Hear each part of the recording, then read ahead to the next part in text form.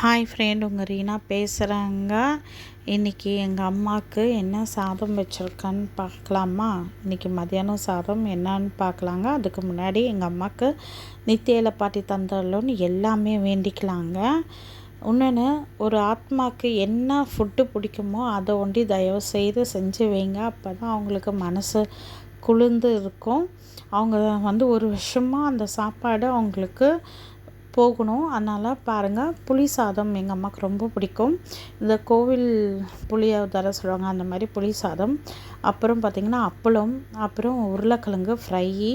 அது இல்லாமல் மாம்பழம், எங்கள் வீட்டில் எல்லாத்துக்குமே சாப்பாட்டுக்கு மாம்பழம் வச்சு சாப்பிட்றது ரொம்ப பிடிக்கும். அப்புறம் கிரேப் ஜூஸுங்க.